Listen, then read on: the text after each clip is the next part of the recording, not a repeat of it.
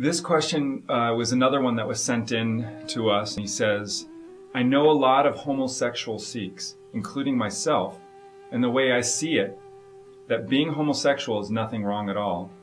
And he says, I think everyone deserves love, to be loved, and he's basically, feeling that a lot of people are judging him and that this really has to do with love. And whereas oftentimes people look at,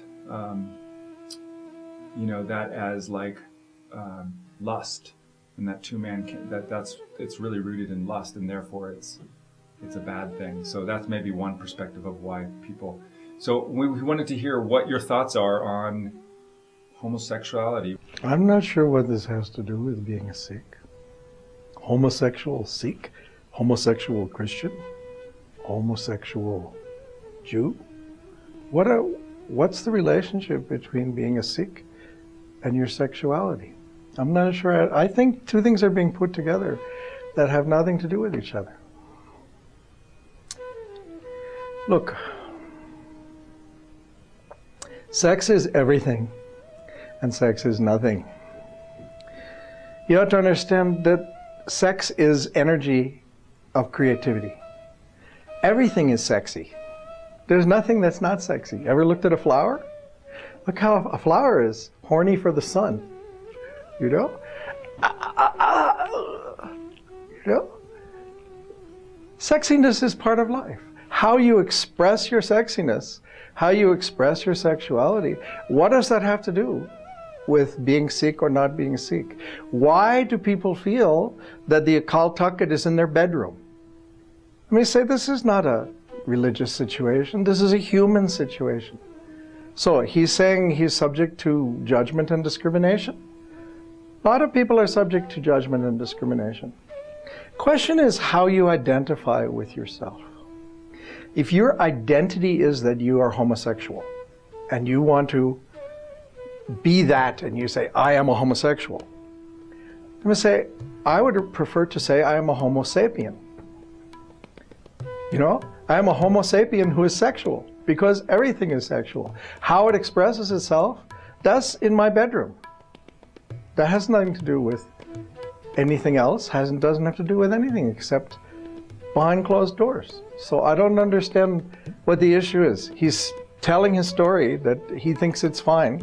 I say, Waheguru, everything that exists is part of God's creation. It's all beautiful. Who is to judge it? So I'm not sure I understand the context of the question. And the thing I got hung up on when I heard the question was the phrase homosexual Sikh.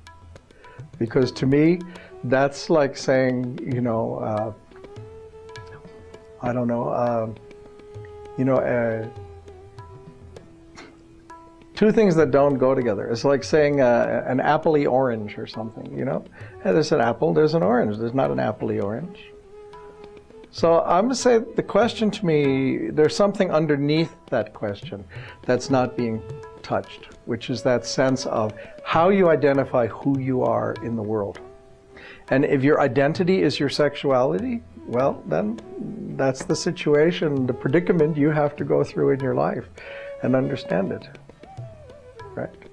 So everybody gets put in the situation they have to understand. You understand what I'm saying? Everything is full of sexual energy anyway. The question is where you go, what you do, how you do it. I'm going to say, who's to judge that? It's your own affair. This topic is really universal, probably with any religious background. It's really, I think, because it's not the dominant or the norm, it's looked at as something that's not right or is not correct.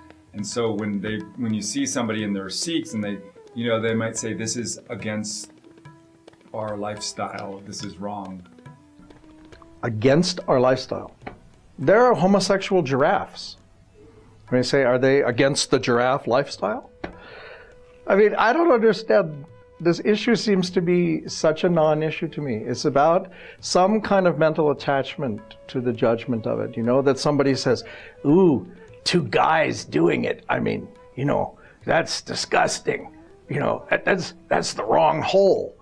I mean, This is all a mental process that people go through in their own judgment of the situation.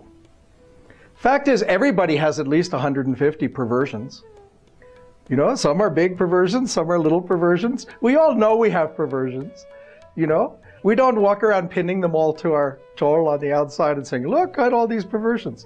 It's part of human nature to have kinks and twists and modes of expression and this and that and things that turn you on and things that don't turn you on. I mean, that's what it means to be human. So I'm going to say to anybody who wants to judge, enjoy your own 150 perversions and have a good time and enjoy them. What can I say? I mean, what are you busy looking at somebody else's for? Look at your own.